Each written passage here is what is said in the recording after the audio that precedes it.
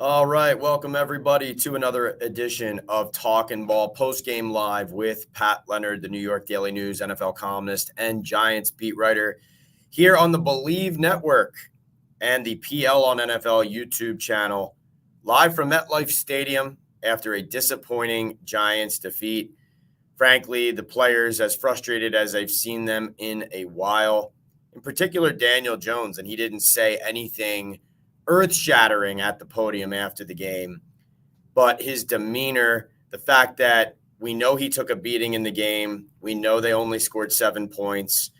It was more, I think, the cumulative idea of the fact that the Giants had believed that they had made strides, they had made improvements, and they knew that last week's win in Seattle, while exciting, was only going to mean as much as they were able to back it up. And that was not only a fair way for us on the outside to judge them, it was also the way they were viewing themselves as a team that had made strides, not just in that game, but as John Runyon Jr., the left guard, said, he was very thoughtful after the game, I thought, about the fact that the Giants felt like they'd really started putting things together.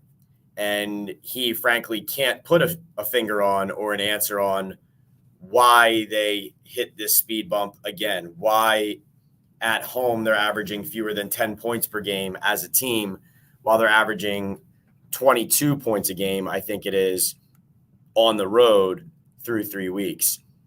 They knew that the strong running game in Seattle, the team win, the element of all sides of the ball at a certain point supporting each other, that had to continue. And we talked after the Seattle game from Lumen Field when I was out there for the Giants. Great win, frankly, over the Seahawks. And the feeling coming out of that game was Tyrone Tracy was exciting, seemed like a little bit of a revelation. Darius Slayton obviously produced in Malik Neighbors' absence, and Daniel Jones was lowering his shoulder, playing tough, making plays. By and large, though, what happened was the Giants got in the end zone. And in this game against the Cincinnati Bengals, against a good defensive coordinator in Lou Anarumo, of course, a guy we know well here, from this area, former Giants assistant, head coaching candidate year in and year out, even though his defenses, from the last 3 years have regressed as the personnel has kind of regressed with it. And they came into this game allowing 29 points per game, which was 30th in the 32-team NFL. And so, the scheme was good.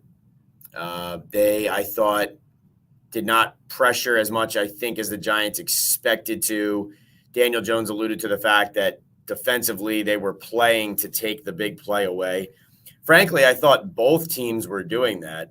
Zach Taylor, the Bengals play caller and head coach, just really getting too cute offensively. He and Joe Burrow they wouldn't take what the Giants defense was giving them. And then the Giants defensive pass rush, really impressive. Azeez Ojulari, Brian Burns, without Kayvon Thibodeau, they were really getting after Joe Burrow. And even though the defense had a couple breakdowns, Brian Daboll said it best, I thought. He said the defense played winning football. And Tyrone Tracy said, the exact quote was, "If we execute better offensively, we win the game." So that's good in the sense that you were right there because your defense played so well against the top quarterback and some of the best, offensive skill players in football. But it also means that your offensive head coach, the play caller, your quarterback, the side of the ball that you're supposed to be growing with and improving, is not getting it done. And we're kind of back where we started. We're back at square one. And that's what Daniel Jones's demeanor looked like to me. He looked like somebody who had taken a lot of hits and who walked out of here understanding that the progress that they had made in Seattle, had hit a wall. And now they're walking into this meeting with the Philadelphia Eagles with Saquon Barkley coming in. Philadelphia reeling as well, no question about it. The Eagles not looking like they're necessarily going to dig themselves out of anything. But the Giants can't take anybody lightly if they're going to be scoring 7 points at home like they did here, 6 points against the Minnesota Vikings, 15 points against the Dallas Cowboys. John Runyon Jr. said it best. He had a quote. He said, "We're not going to win any games if we just keep relying on kicking field goals. When we get down there in the red zone, we've got to put the ball in the end zone. I know this home crowd wants to watch us win a game, and they're tired of watching us on TV when we go away and are winning there. We've got to score points at home." So that's really well said. Thank you all for being here. I see everybody in the queue. We'll get to your questions quickly. I want to remind you we are sponsored by MyBookie. MyBookie is celebrating its 10th year anniversary, rolling out the red carpet for bettors.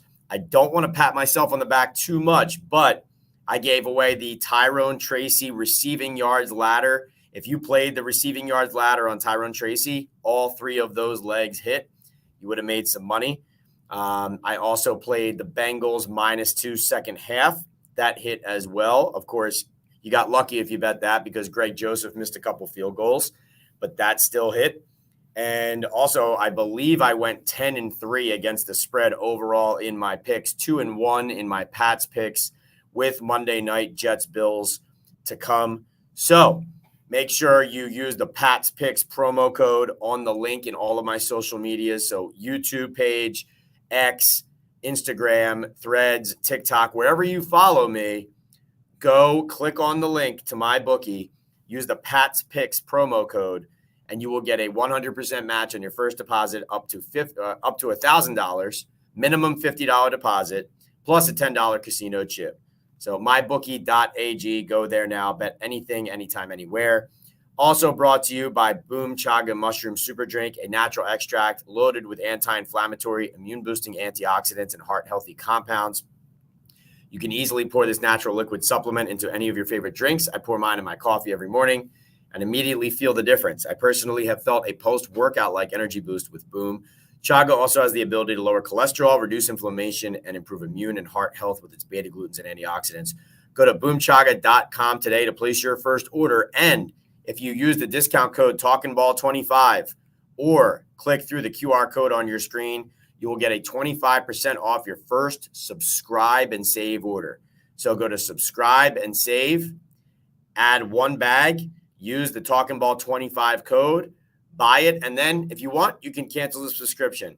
I think you'll stick with it. I think you'll like the product, but you can cancel the subscription. No penalty, no obligations there.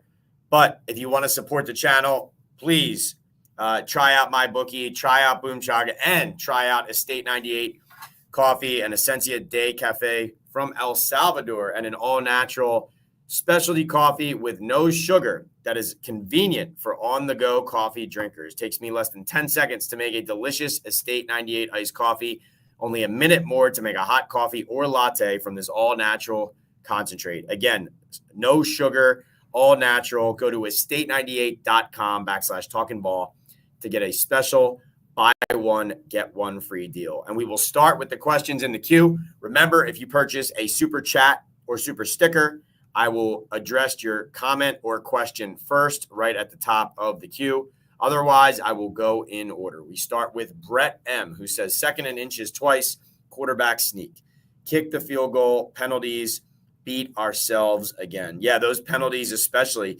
They had a string of 3 straight offensive drives with penalties on them, including the most costly one, the Andrew Thomas illegal man downfield penalty that negated the Darius Slayton 56-yard reception. That was a backbreaker, a killer. You know, every week a play caller like Daboll, you know, just like Zach Taylor on the other side, every week you draw up a handful of plays that at a certain point you feel very confident in a certain situation it's going to hit. And when you call it, when you use it, when you unleash that idea and it works and it gets called back because of mental errors and details missed, it kills you. I asked Daniel Jones about that play. He said that you kind of run the risk of something like that happening when you run an RPO. It's just a part of the play. So that was a run-pass option, and Andrew Thomas has a responsibility to block in the running game if Daniel hands that off. So as an offensive lineman, your responsibility is to make those blocks, hold those blocks, move those blocks down the field, get to the second level. But you obviously can't do that as an offensive lineman. You cannot stray from the line of scrimmage, I believe it's a yard from the line of scrimmage. You cannot stray more than a yard from the line of scrimmage until the ball proceeds there. So Andrew Thomas erred there. And frankly, Andrew had really, one of the worst game I've seen him play in a long time. Trey Hendrickson won that battle tonight. Andrew did hold up on certain plays impressively and bought Daniel Jones time to throw on several plays, no doubt about it. But he had a tough night. He also got hurt. He did finish the game, but he was laboring badly at the end. He hurt one of his feet. He had an x-ray done on it, and he told us that he needs an MRI done on Monday because they told him they need the MRI to tell them fully what's going on with the foot. So kind of holding your breath on that one. All right. D-Kit purchases a super chat. Thank you so much, D-Kit. He says, Pat, this was an example of a team that can't find a level of professional consistency on offense. Why? Because the most important position doesn't do the things that are necessary when the team needs it most, period. I mean, that's obviously fair at this point with the Giants' track record, with Daniel Jones's track record. I saw our friend Jordan Rodon from ESPN. He posted a stat that Daniel Jones has not thrown a touchdown pass in his last 7 prime time starts. And he's 1-14 in prime time with 12 TD passes and 20 interceptions. I mean, it's just impossible to argue with those numbers. Those are the numbers, right? So I do think one thing I thought about in this game, I have to go back and look at the play-by-play. In the moment, because like Daniel Jones said last week, I asked him about how the running gets him into a game. And he acknowledged that running the ball does help him get into a game. He does enjoy running the ball early. And I felt like they did not run Daniel early enough. And they did not get in a flow offensively early in the game, and it affected them the entire game. And, the players acknowledged that. I mean, Darius Slayton, essentially admitted that going scoreless in the first half then, impacts the way that the second half goes, how you operate. But yeah, the first Giants drive, they go 3 and out. No, they go 4 and out. So they get a first down to Darius Slayton on a pass, and then three more Daniel Jones passes and a punt.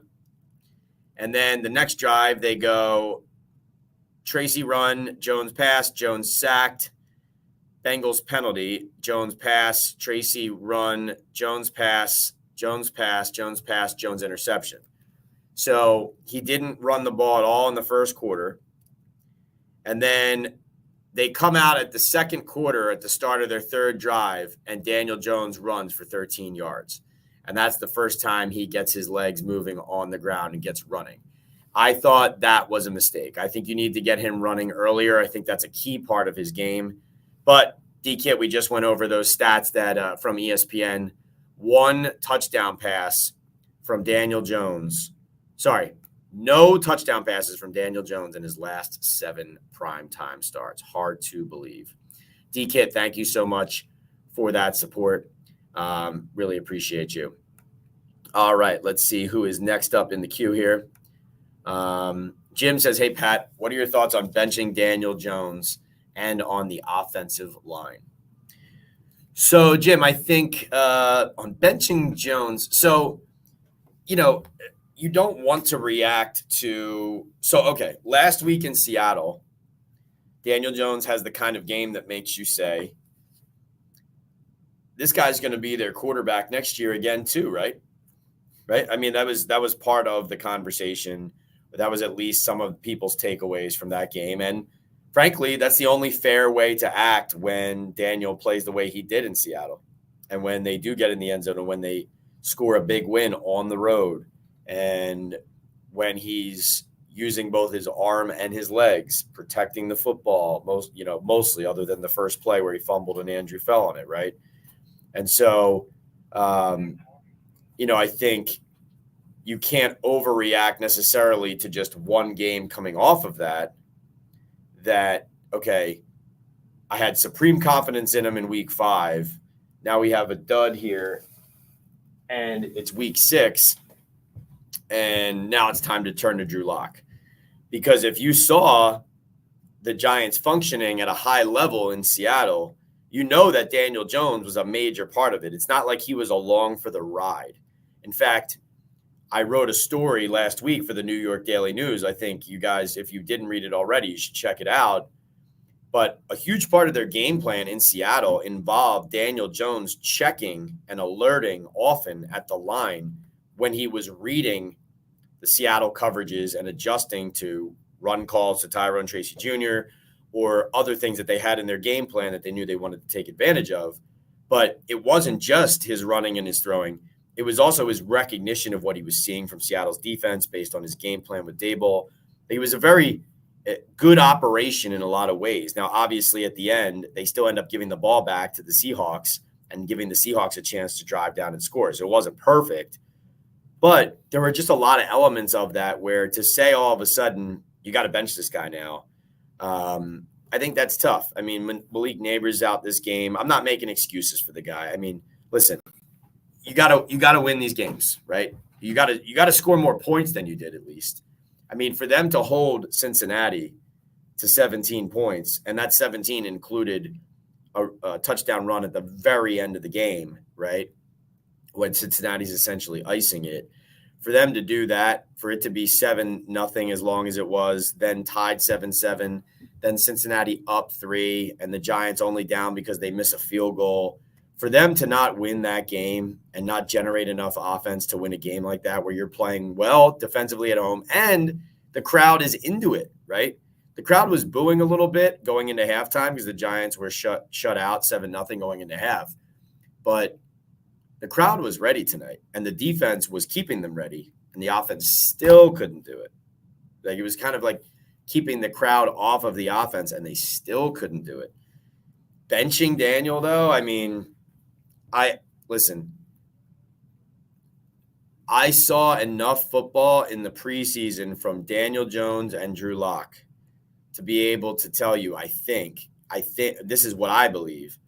I think that Daniel is clearly, and it's not close, the best quarterback on the Giants roster.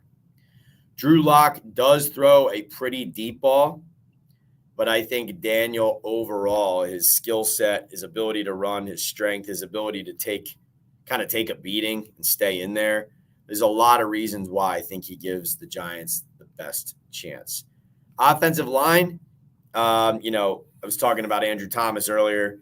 Not impressed. Andrew had a really rough night. Jermaine Illuminor had a penalty. Andrew had a killer penalty. They had some illegal shifts as an offense. The run game did not get going as they wanted it to. The Giants finished with 3.8 yards per carry. Tyrone Tracy Jr. was a weapon in the receiving game, so he ends up with 107 total yards and a touchdown on the ground after Slayton drew that pass interference in the end zone. But Tracy only went 17 carries for 50 yards, 2.9 per carry. I think the interior of the offensive line was not getting the same kind of push we saw in Seattle, and that showed. Looks like we got another super chat. It's D-Kit again, my man. D-Kit, thank you so much. He says, Daniel Jones was very inaccurate tonight and made some curious throws to covered receivers when others seemed to be open. Do you have an explanation for that? I do think, D-Kit, to go along with Jim's point just there, I think that I think he got hit a lot early in this game, or hurried and hit more early in this game than he has been. I definitely think that he had security blankets that he liked to go to, especially when he knows the down and distance and situation. There are certain plays where Wan'Dale Robinson over the middle is the quickest and easiest read and most reliable. And then Darius Slayton and he obviously have a good connection. He said that on the interception, he was trying to throw the ball out of the back of the end zone. That's a strange thing for me to hear him say, because The throwaway seems to be, if you're going to throw it away, seems to be easily just like Daboll said, throw it at the feet of Tyrone Tracy Jr. if you're not going to actually throw it over there to him. The play was drawn up for Theo Johnson on a throwback into the end zone there. And Jones said he tried to throw it out the back of the end zone. And then when he did, he got hit when he threw. But obviously ill-advised. As far as the inaccuracies, I mean, no explanation, D-Kit, for – I mean, the underthrow to Darius Slayton at the start of the second half would have been like a 12-yard gain on a hitch or on a comeback route outside. I mean, he just underthrew him. Good protection, good route, good everything. Underthrew him. Wan'Dale Robinson streaking down across the field to the left side there with three guys chasing him open, just misses him. The deep shot to Darius Slayton down the right sideline was a good throw. I think it was good coverage too. I mean, it was the ball was there, but just didn't connect. That wasn't a bad throw, but I know what you're talking about too on some of the third downs, throwing one area where it looked like another guy was open, like Wan'Dale over the middle when Slayton was open outside. Even it was interesting. Even that fourth down that really cost them there instead of trying the 54-yarder. Very strange there to me. I know Greg Joseph had already missed a field goal, but you don't want to tie the game. Your defense has been playing great. You don't want to tie the game with Greg Joseph. I mean, I'm pretty hasn't he already hit a 50-plus yarder for the Giants so far? I mean, very strange stuff. That's coaching there to me too. I think as far as do I have an explanation for Jones being off target on those throws? No, I do not, other than he missed the throws, which obviously is concerning. I mean, it's like when you go to the doctor, you just want a diagnosis, right? You don't want to hear there's nothing wrong with you and you're telling the doctor, yes, there is. I don't feel good, right? So I know how you feel. Let's see.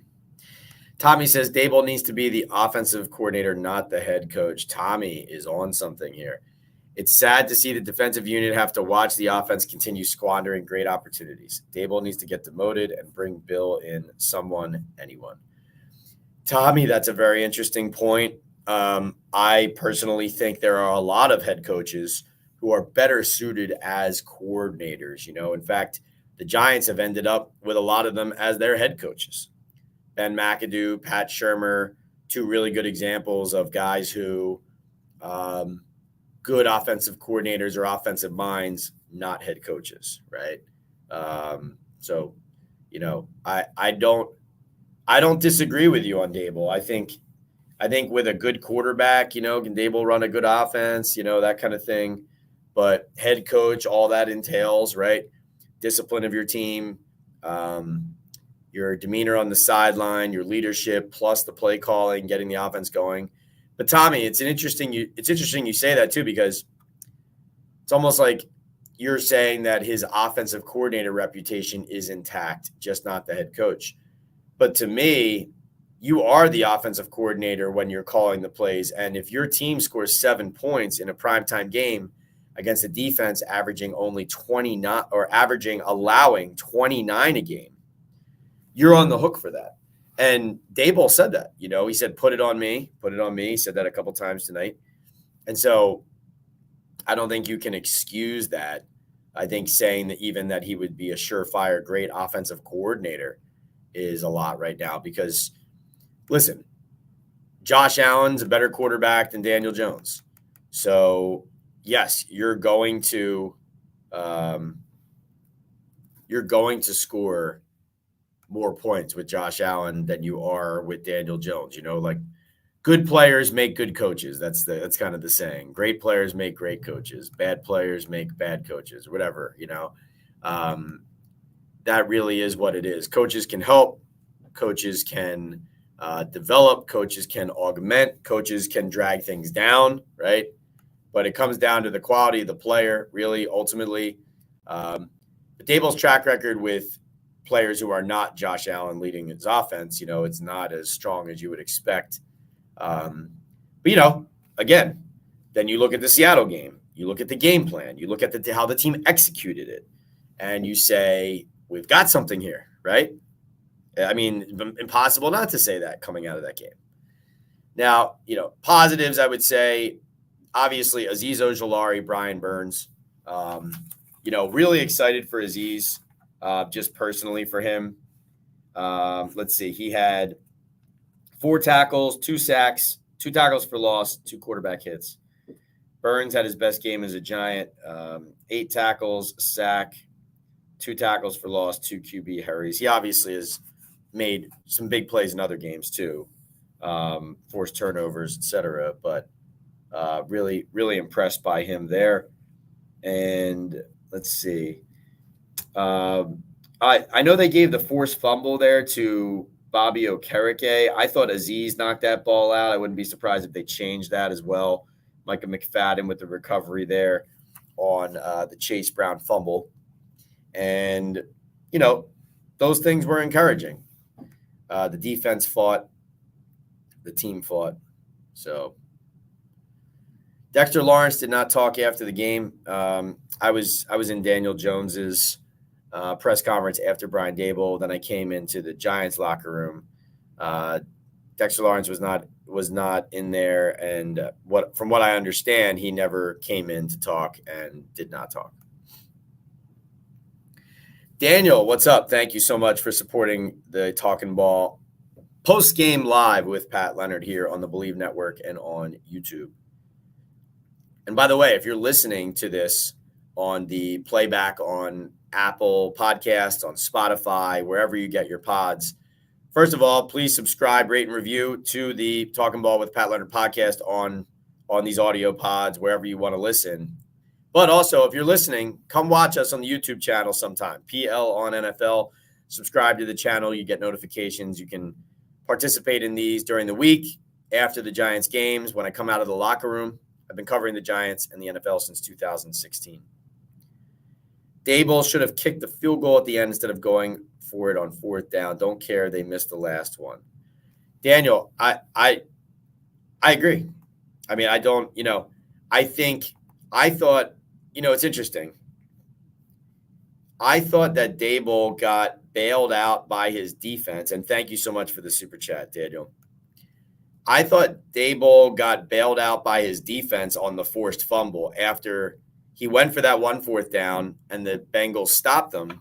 And the Bengals had great field position, and it looked like they were going to go in and take control of the game. And then Chase Brown fumbles. To me, that it was interesting because that emboldened Daboll then to keep going for it.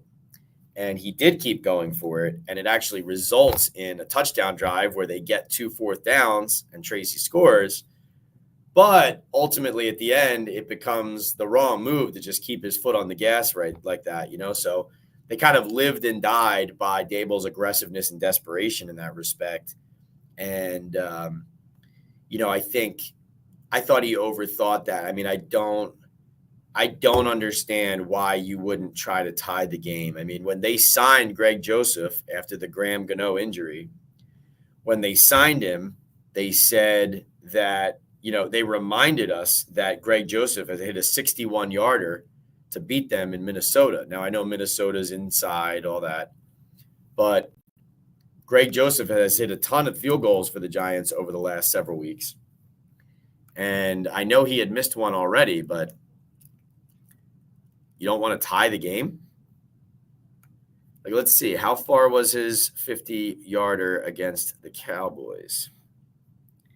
He had a 52-yard field goal for the Giants against the Cowboys here in this stadium 2 games ago. So what are we doing here?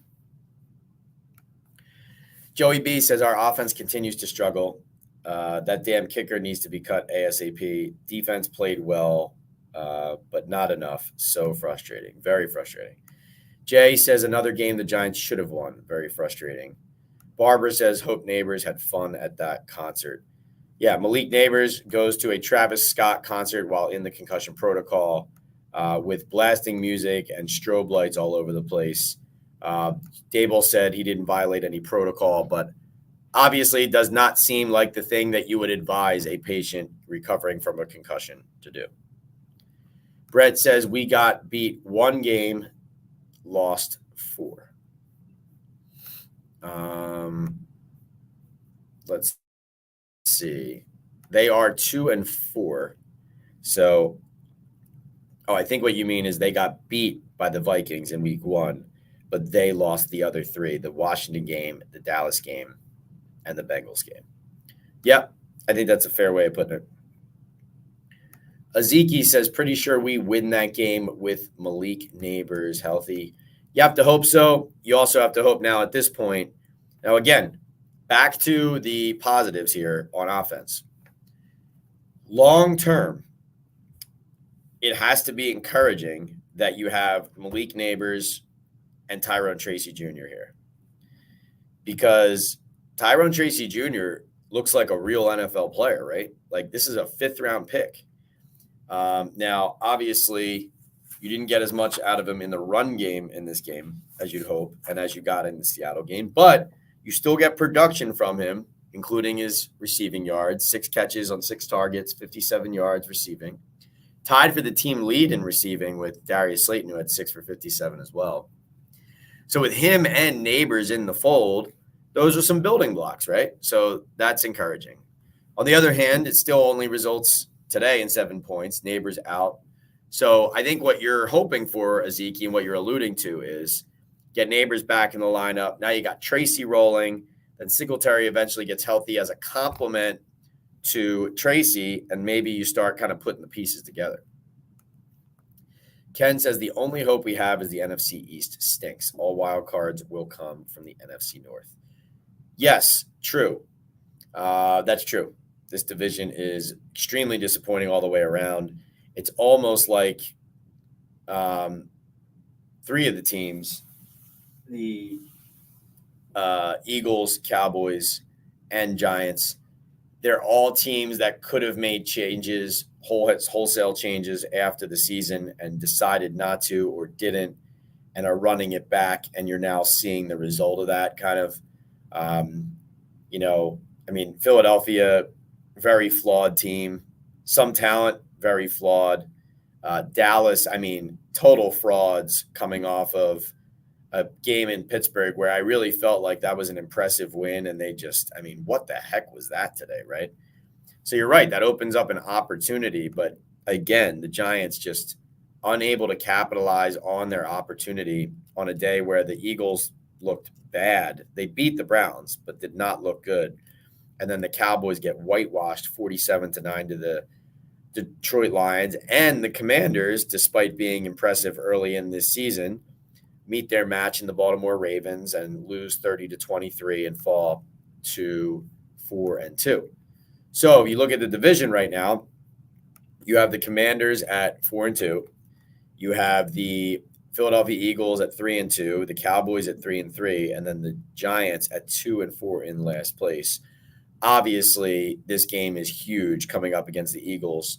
Saquon Barkley, Joe Shane, Malik Neighbors, Daniel Jones, the division rivalry, the standings. Are the Giants going to stay relevant? Are they going to make noise in this bad division? Are they going to snap out of it in MetLife Stadium and their inability to produce at home? So much that's big about what the Giants are either going to bring or not bring in this game and what it's going to tell us about their team. Michael says, well, Pat, another home loss as usual. Yes, very disappointing. Hooks says, Pat, please ask the players to have a players-only meeting so they can come back even more fired up next week. I know they want to win. Their answers are all so nonchalant and clam. We should have won this game today. We just had too many small mistakes that led to large consequences. That last comment is a good summary. I thought these were some good comments from John Runyon Jr. He said about playing at home, not scoring at home, even though they score on the road. He said, I've got no idea. I don't know why it's going like that. The crowd's been good. They're supporting us. They have energy. It means a lot. We've got to give them something to cheer for.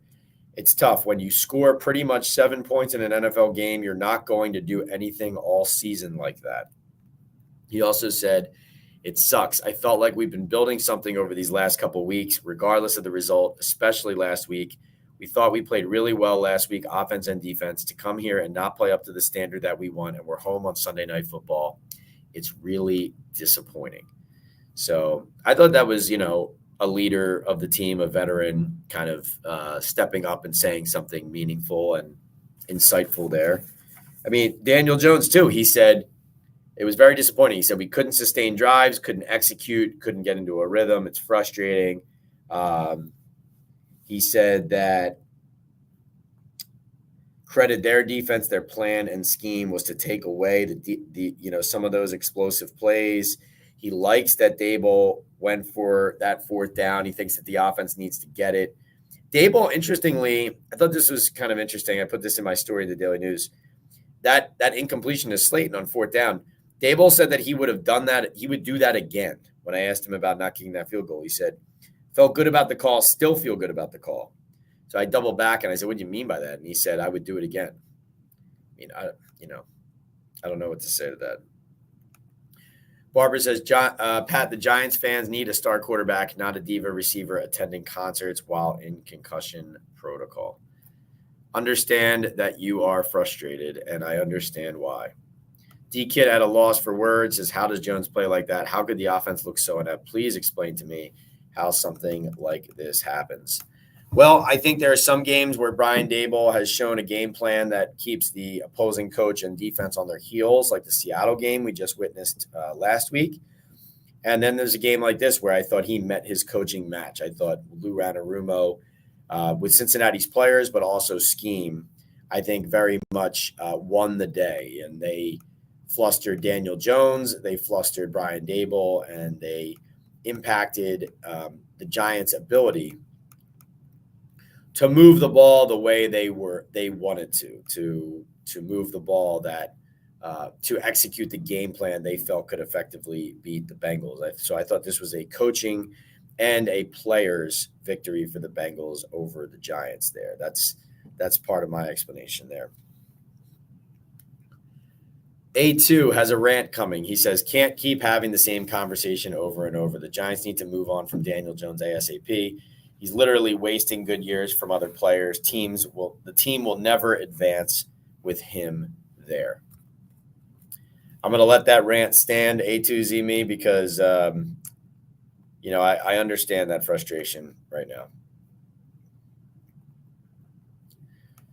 Joe with a $10 super chat. Thank you, Joe. He says, I think our defense played fantastic, saved the Burrow run, but we were 1 to 2 big plays away from winning this one. I think the only way we take that next step is with more quality at the quarterback position. Yeah, it was funny. Even, I don't think Zach Taylor or Burrow particularly had very good games at all. But it was almost like when Cincinnati did need a play or make a play, it was kind of Burrow just making a play, right? Like, you had his recognition on the scramble. You had, by the way, after a week when Geno Smith had that scramble, for 35 yards or whatever on that last drive last week. I mean, the Giants defense just had this happen to them, right? This is a problem. It's almost like they go man to man there and they're just not able to adjust, right? Because they play so much zone. Maybe that's it. But even some of his bigger throws down the field and bigger completions, like his one to Yoshivas on the sideline later on the left sideline, that was a nice catch, nice throw. That was kind of Burrow improvising a little bit, buying some time for his players to get open. And you're right. I mean, it does come down often to who's going to make a play.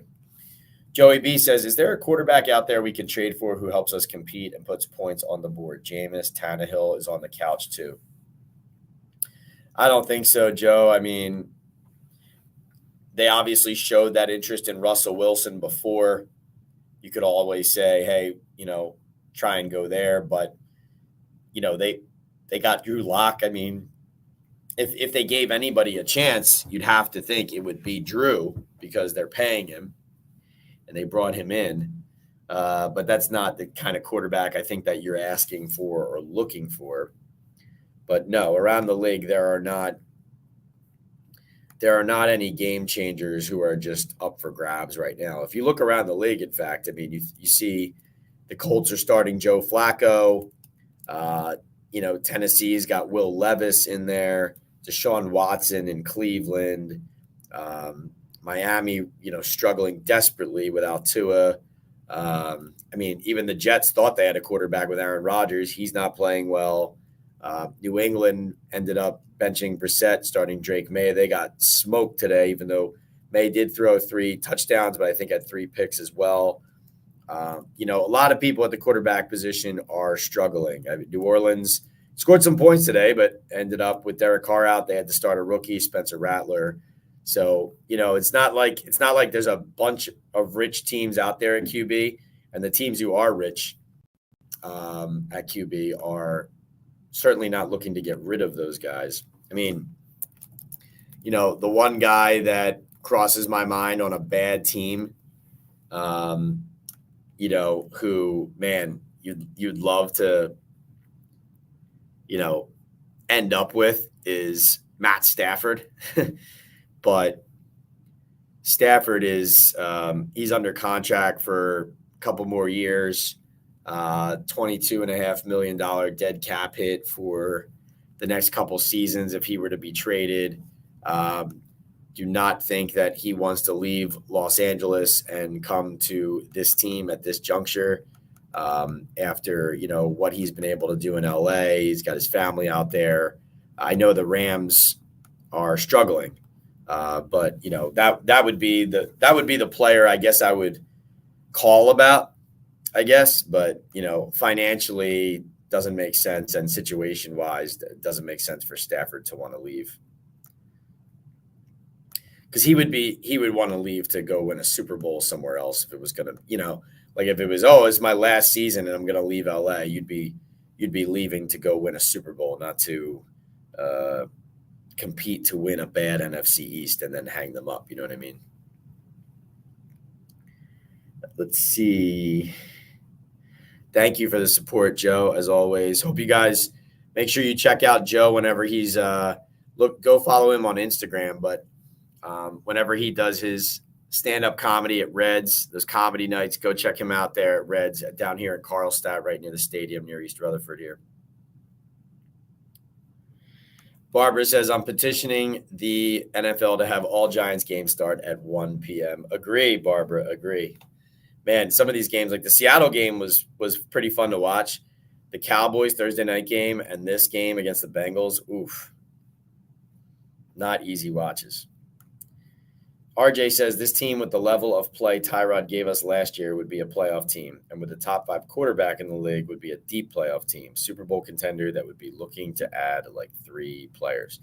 I don't know about Super Bowl contender, but I think, RJ, with a consistent offense, to me, this is not just the quarterback. It's also on the coach.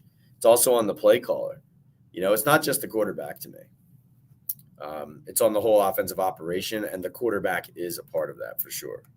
Not defending anything there. Remember, as we sit here and talk and keep this conversation rolling here on Talkin' Ball with Pat Leonard, Postgame Live from Giants-Bengals MetLife Stadium, 17-7. Cincinnati beats the Giants. Giants fall to 2-4 on the year. Remember, we are sponsored by MyBookie. Use the Pat's Picks promo code at the link in my social media pages, including on my YouTube profile page. Click on that link. Enter the Pat's Picks promo code. You'll get a 100% match on your first deposit of $50 or more, all the way up to $1,000 plus a $10 casino chip. And if you check on my Instagram account, I give out those Pat's Picks every week. A bunch of them hit, especially my Pat sprinkles, my sprinkles on the Giants, the props, the Tyrone Tracy receiving yards. Go check it out. Also, Boom Chaga Mushroom Super Drink. Natural extract loaded with anti-inflammatory, immune-boosting antioxidants and heart-healthy compounds. Use the code TalkinBall25, and you will get a 25% off your first subscribe and save order. You can use this QR code as well. Boomchaga.com. Go to boomchaga.com. Use that code. Also, Estate 98 Coffee. Go to estate98.com/talkinball. Get a special buy one, get one free deal. Yeah, RJ, as far as Tyrod quality, I know what you're talking about there. Tyrod definitely had the offense at times looking a lot different, the operation looking a lot different, right? Listen, this is it's frustrating. It's frustrating.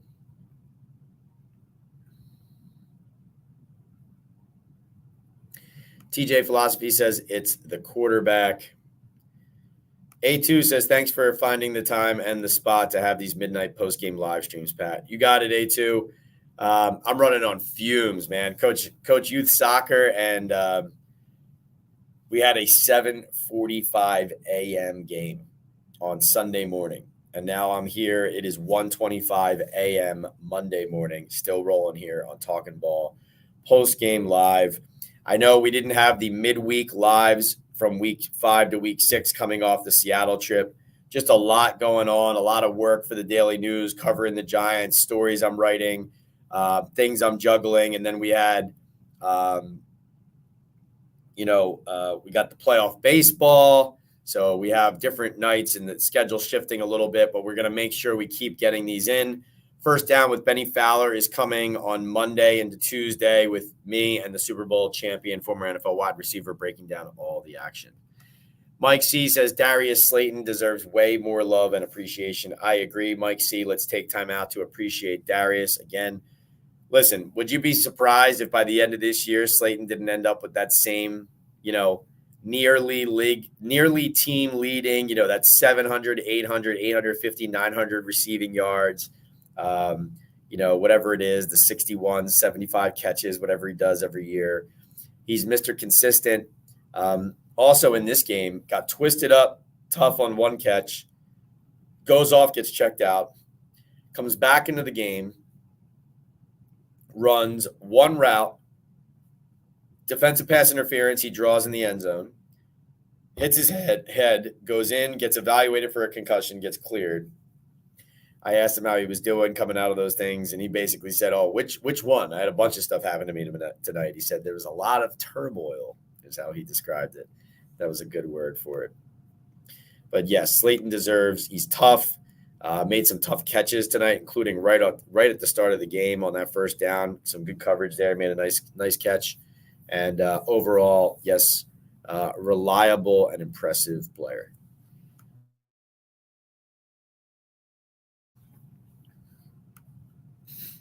Barbara says it perfectly here. She said, this team takes one step forward and 3 steps backward. No doubt. Collusion says the quarterback is holding the team back.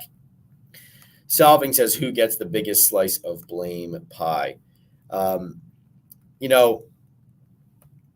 Bengals decided to take the ball when they won the toss, and the Giants defense was not ready for it. They give up a 47-yard touchdown run to Joe Burrow. That matched Burrow's career high for a game on one carry in his career. It was also more than double his previous career high on a running play. His previous career high on a rush was 23 yards, and then he goes for 47 and a touchdown there. Optimal says the missed throw to Wan'Dale Robinson was infuriating for the past 6 years. Daniel Jones has been everything but consistent. $160 million. Give me a break. That was a bad miss. No explanation for that one. Solving, back to your biggest slice of blame pie. I mean, this game was definitely about to me, it was the head coach and the quarterback. But the run blocking and the run game wasn't as good either. Just overall. I mean, there are games like the Seattle game where we see some parts of this roster panning out in a different way, and some encouraging things like we just talked about, Tyrone Tracy Jr., Malik Neighbors, some guys who look special or look like they could be big pieces of this for a long time. But there are also points where you look at this roster, Tyler Nubin, a rookie who makes some good hits. He's tough. I really like him a lot. I think he's a good leader. But he's kind of learning on the job right now. This is, I think there are times where it feels like he's out of position. I think that he's, we talked to Jerome Henderson, the defensive backs coach, about it last week, I think. And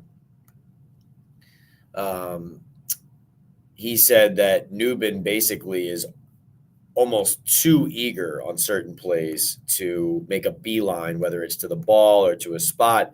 Like, he needs to kind of take a breath and read the play first and then go make the play.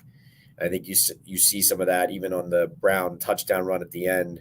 I mean, DJ Davidson and Bobby Okereke both got washed out of the hole there, but Newbin kind of like driving down on the play and kind of getting caught up in the wash instead of being the safety valve.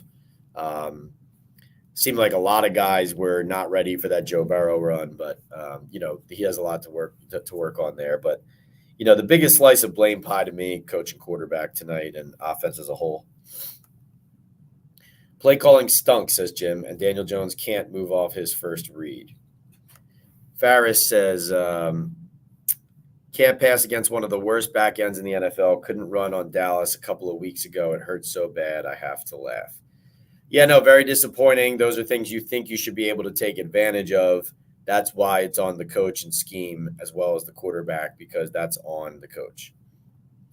Collusion says Daboll and Shane have to start owning this Daniel Jones mistake and figure something else out. This guy should not be playing. A2 says 1 step up, 2 steps back, the saga of Daniel Jones. Optimal says the defense did everything to keep the offense in this game. Aziz looked great tonight. Aziz did look great. Really happy for him. Barbara says losing is losing. No medals for trying. No doubt. That's why we don't do that's one thing we don't do here on Talkin' Ball Postgame Live with Pat Leonard. We do not do this team should have won tonight if they only did X, Y, Z. There was one more play they had to make, and if they made that, they'd be 4-1 instead of 1-4, or 4-2 instead of 2-4, whatever. We don't do that, right? This is a league where games are up for grabs, and a couple plays here and there mean the difference a lot of the times, and the Giants aren't getting those plays in these games. Iconic says, Pat, are we getting to the point where we have to think about benching Jones? I don't think so. I think he's their best option. I think if you go to that too at Daboll, I think if you go to that as Daboll, how do you go back from that? I almost think that's Daboll's, that would be his last. I think that would have to be Brian Daboll's last ditch effort. Once he makes that decision, if and when he makes that decision, I don't think he can come back from that. It either works then or that's it. If you do that that desperately, I would think. Optimal says I'm taking 25 shots tonight. Am I cooked? Well, tell us tomorrow. Killer Cam says, what's up, Pat? 3 more games until the bye week. Are we looking at Drew Lock before or after? I would take after. I would take after. I mean, you've seen some good football from Daniel Jones. It hasn't been all bad.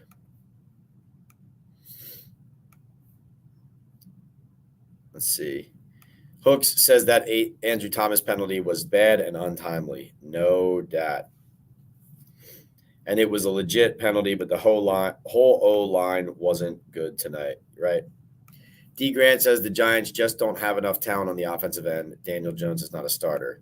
Collusion says it is what it is now. We have 6 years of this with Daniel Jones, some decent games and a whole lot of bad ones. He's not good. We know this. Not good enough. He is what he is. Barbara says, I wouldn't call beating a Geno Smith team a big win. It's not like it was against the Legion of Boom. John says, who had supreme confidence? This is really overstating DJ's performance in Seattle. It was really average. Well, John, I mean,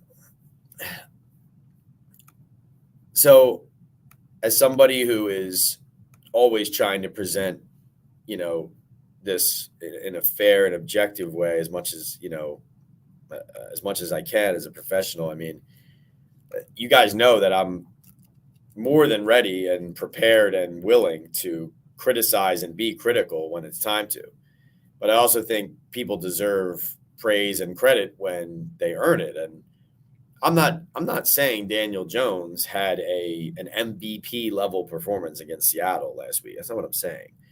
I'm just saying in the context of people asking me, is it time to bench this guy after this game? In Seattle, he had 257 yards passing, 2 touchdown passes, plus the 38 yards rushing. I thought that he made timely plays. He was on target. He was accurate. He was tough. He was leading the team. And I thought the team kind of took its personality and its direction from him.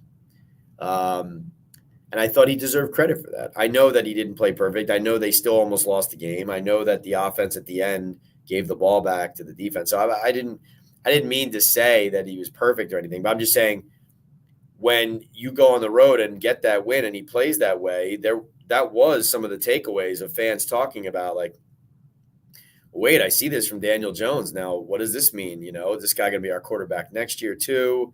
We can draft one. We can keep him as well. He can still hold the fort. Who knows what happens the rest of this year because the division's bad, right?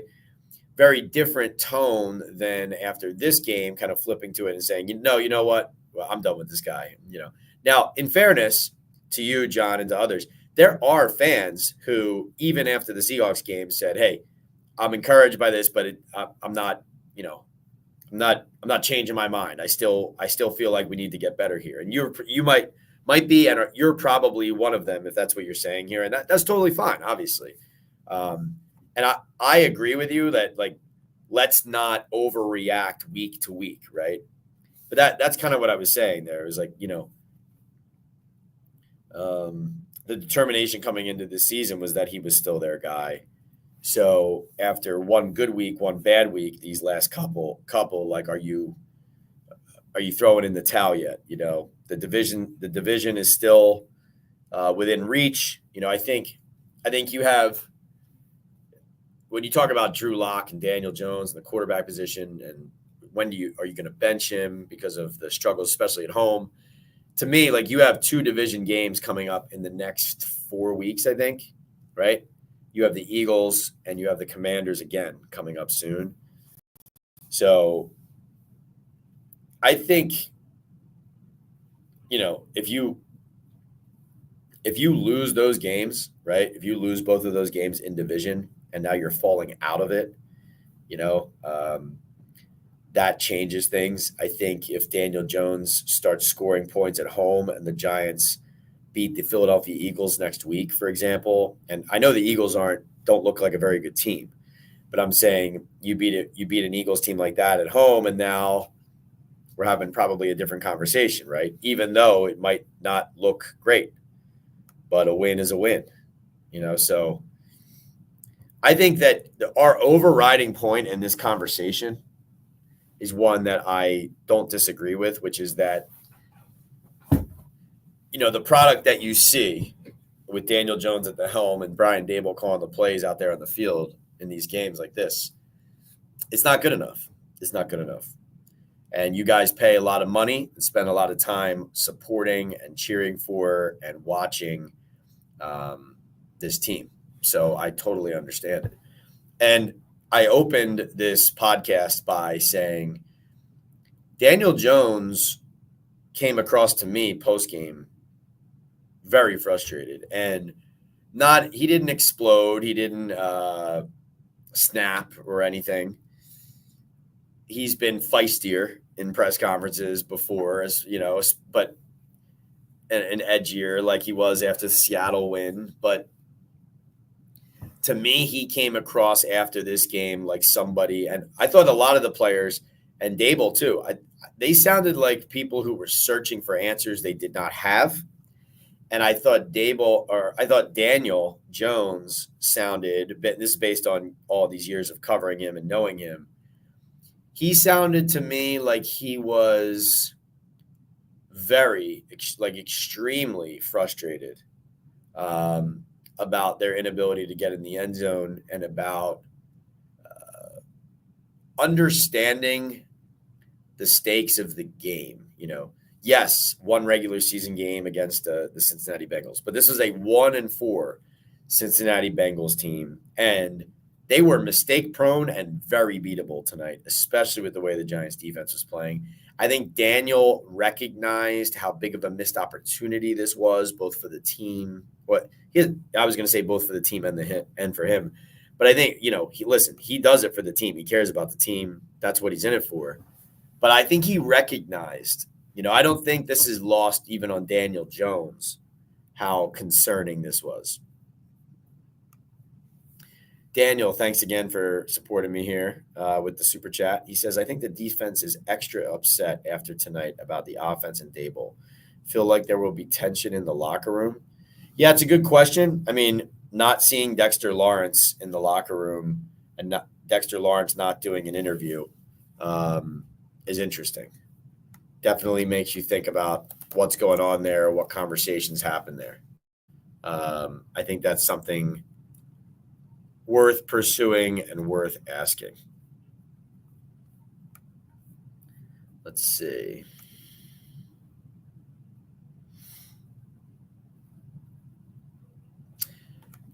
Collusion says the Giants will never be a high-level team as long as he's core. Oh, wait. Let me go back to that for a second, Daniel. This would be the same thing all over again, right?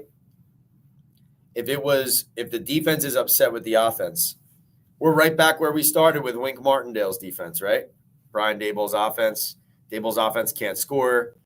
The defense can only hold so much that eventually, it breaks their backs. They start to wilt a little bit. They start to get frustrated. Last year, it was, there were all the kind of the finger pointing from Daboll to the coaching staff as well. But this is kind of like, if you have some of that, if some of that starts up or crops up, this is just same old Giants from last year if that comes up, right? Collusion says the Giants will never be a high-level team as long as he's the quarterback. Okay, my ranting is done on Daniel Jones. Just frustrated with knowing this team has pieces and this guy is our quarterback. Braden says, hey, Pat, we talked months ago about careers in college, hoping we can continue that soon. Sounds good, Braden. He says, several missed opportunities tonight. What would you highlight as the team's biggest missing piece for success? Biggest missing piece for success. I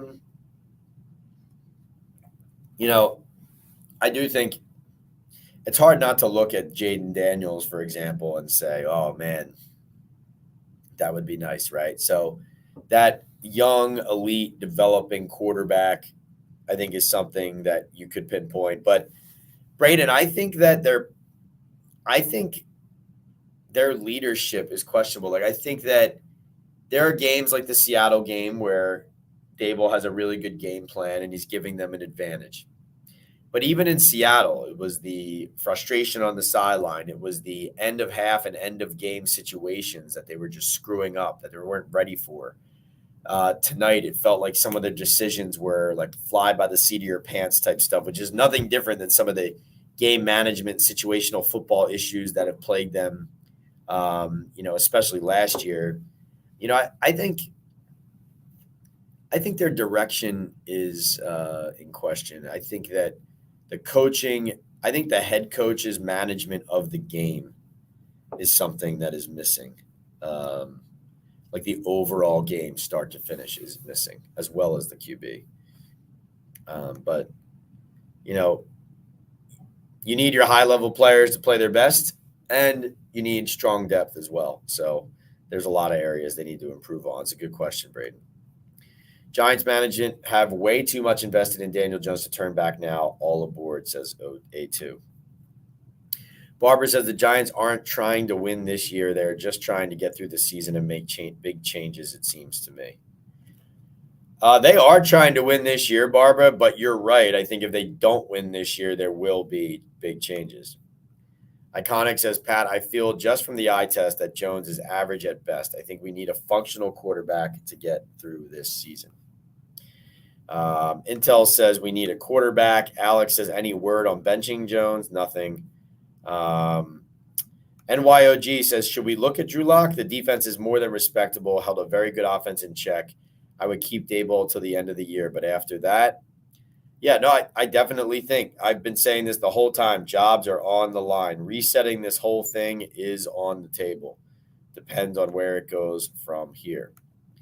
Collusion says Daboll owns some share, but even Reed isn't going to win with a guy who went 2 for 8 on passes, 10 plus, and this is a trend outside of the Hawks game.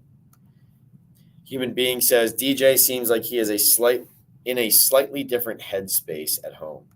I don't disagree with that, Human. I definitely think he feels the pressure differently here, I think. And I covered a Rangers team in the NHL years ago when they won the President's Trophy, so for the most points in the NHL in the regular season. And they were not great at home, but they were the best road team in the league. And they just had an attitude about them as a team Like, they were way better when the crowd was against them and they were kind of us against the world, backs against the wall, we've all we got type of attitude and mindset and situation and environment than being in the tense Madison Square Garden where, everything came difficultly and, they had to work so much harder for their goals and, close game at the end and everything got tense and it felt tense, right? They just reacted better to the nothing to lose, loose on the road type thing. And I feel that similar type feeling with this Giants team, but specifically with Daniel too. Like, I think he doesn't, I think he has thick skin and he reacts, he fights back against the pressure and the expectations and the doubters and the critics. And he's tough. He's tough-minded. But I do think that maybe, I don't know, maybe he does press a little bit here. Maybe he does think a little bit more when he's on this field about, what if this goes wrong? Or maybe he's trying to force the plays that much more because he's really trying to make it happen, right?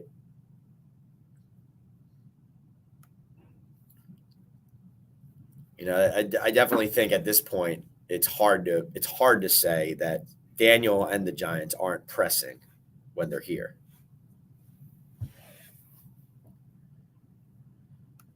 NYOG says Giants fans with tickets are going to start selling them. Wouldn't surprise me. I know some who started selling them after that Vikings game. Human says fans lining up outside the stadium exit to boo Daniel Jones after the game probably did not have a positive effect on his performance. Yeah, that's fair. That's fair. I think that's another good point. Players can sense when they're not exactly wanted. NYOG says, how do we get a star quarterback? That's going to have to be in the draft, most likely. Barber says Baker Mayfield was available to sign before last season at a lower cost than Daniel, and he's a legitimate NFL starter, but he was deemed not good enough to be on the Giants. Yeah, and the Giants, they believe very much in height, weight, speed measurables, part of their scouting rubric, and traditionally are not looking to secure undersized quarterbacks. That's not their style. But yes, Baker Mayfield, the Bucs had 51 points today. So, may want to reevaluate that one. And I'm not the biggest Baker Mayfield fan either, but obviously, as we see now with Sam Darnold a little bit too here in Minnesota, it's like sometimes, this is why I even said like Daniel Jones probably eventually will leave the Giants, go somewhere else and do better. So these first-round talents are first-round talents. Usually if you get them in the right situation, you'll see that first-round talent come out, Barbara said Drake May and J.J. McCarthy were also deemed not good enough for the Giants. Who was good enough for them? No, Drake May, they wanted Drake May. They just couldn't get him. They liked Jaden Daniels, but they wanted Drake May. They just couldn't get up there. Barbara says Stafford is old. I don't want him. Joey B points out that it's after 1 a.m. We're almost at 2 a.m. He says, I just got home. Thanks for the love and comedy shout out, Pat. Let's get that plan together to watch Sunday games in Pittsburgh. That sounds good. Yeah, I'm going to Pittsburgh for the Monday Night Football game in 2 weeks, and I'm getting there on Sunday. Probably going somewhere on Sunday night to watch the Monday Night Football game. I believe it's a good Monday Night Football game that week. Sunday Night Football. Sunday Night Football that week is Cowboys at 49ers. So that's Sunday, October 27th in Pittsburgh. Joey B and I probably finding a spot to put a few back and watch the Cowboys-Niners game. So maybe we can call it an official Talkin' Ball with Pat Leonard meetup. I don't know. That might not be a bad idea for anybody going to the Steelers game. That'd be fun. Braden says this team varies so much week to week, even with a large time of possession. It feels as if Dable's conservative play calling consistently puts the team in one-play situations that result in losses. Braden, very good point. I totally agree. That is so well said. He is conservative. I do think it's because he protects the quarterback from himself at times. I think that's very well said. I think the Giants' way to win is to keep things ugly. And it's almost like, yes, they want to be explosive, but the way that they play and the way he coaches is to keep it ugly and grind it out and win. Does that make sense? You said that very well, Bray. It's a great point. Iconic says, Pat, what do you think this team would look like with Hendon Hooker, Jalen Milroe, or Cam Ward at quarterback? Do you think the team would flow better? I do think it could impact maybe Dable's play calling for the quarterback, and then that, along with the quarterback's talent, could help open things up. Hooker looks like an encouraging player, but he's also a developmental one. And these guys coming out next year would be young developmental guys. So even if they were exciting, I think there would be growth and growing pains. I do think, though, you'd have to hope, Iconic, that not just increased talent necessarily, but also I think that talent you would hope would help the play caller, whether it was Dable or somebody else, would get more aggressive and open up the offense more and trust the quarterback more. Although, like I said, there were several throws tonight that Daniel missed. It wasn't no one trusting him. It was just him missing the throw. Don't know when it's going to be locks time. I don't think yet, Franklin. That wasn't on my mind coming out of this game, despite the disappointment. Franklin says, why is Pinnock starting? Remember, I asked you this earlier in the year. Belton is a better player. Pinnock's a better blitzer. He's a good athlete. Belton's a guy that's good on the ball. At times has had lapses in coverage, breakdowns. I think they trust Pinnock more to not have those breakdowns. But, listen, they want to play their own draft picks any chance they get. So if they're not playing one, it shows you that they feel that player has a way to go. I think there have been times where they've used Dane in certain situations and it's cost them, usually in passing situations.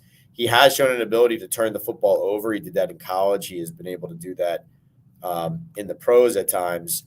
But Pinnock, frankly, he's a better blitzer and a better all-around athlete. So they use him, especially as rushing the passer. That's why he has 3 sacks so far. Let's see. Bill says Burns' interview was funny. He says it was questionable. What he really meant was I was held 100% of the time and they didn't call it.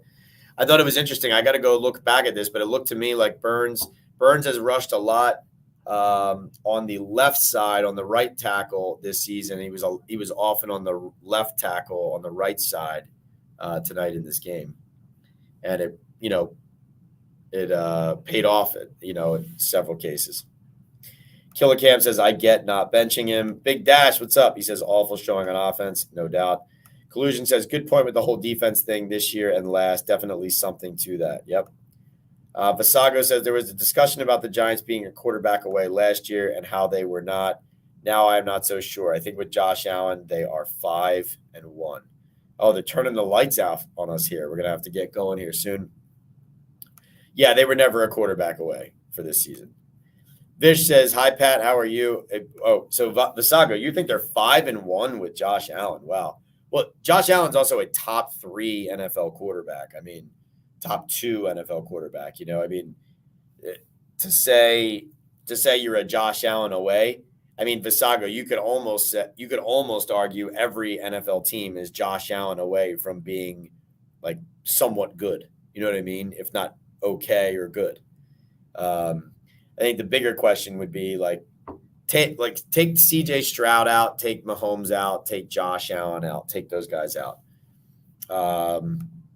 What if you put, I don't know, what if you put Dak Prescott or Jalen Hurts or Justin Herbert or Bo Nix or, Trevor Lawrence, Jordan Love, Sam Darnold? Are the Giants one quarterback away if those are the quarterbacks, right? Hey, Vish, what's going on? He says, here we go again. Let's win 5 to 7 games so we can get a mid-round pick again and not try for the franchise quarterback, right? Mara likes to see the same movie over and over again. I know it's infuriating. It's infuriating for him. Yes, D points out that Drake May was drafted before the Giants had a chance to, right? They tried to trade up to number 3 to get him, but they couldn't get up there with the Patriots. Obviously, they had eyes on Jaden Daniels as well, but he was never getting to them, and everybody knew it. Vish says Giants fans need to stay away and let Mara see the stadium empty. That will happen if the losses and the lack of offense continues. Braden says in the Vikings wildcard win, Dable's aggressive play calling enabled Daniel to play loosely and confidently, ultimately resulting in high-level play. How did the Giants even come close to that again? You saw some of that in the second half with that touchdown drive going for the 2 fourth downs. I think that aggressiveness, when Dable is aggressive, I think that is his truest self as a play caller. So I do think he needs to lean into that. You don't want to be reckless, though. You want to have a plan behind it. You don't want to just be reactionary in the moment. But think back to that first game in Tennessee in his first season when he won Coach of the Year and they went to the playoffs. That year, the playoff game, that was the Brian Dable that you need, that you want.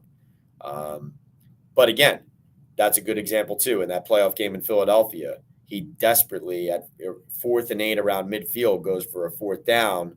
I don't know if in his mind he's thinking, oh, yeah, I'm going to be aggressive. But you're also being too desperate and you're indicating that you feel like down 7-0. You have to get this or else you don't get it. The Eagles go right down, score, make it 14-0, and the game's over before you're in the second quarter. So you want to be aggressive, but not so desperate that you're reckless.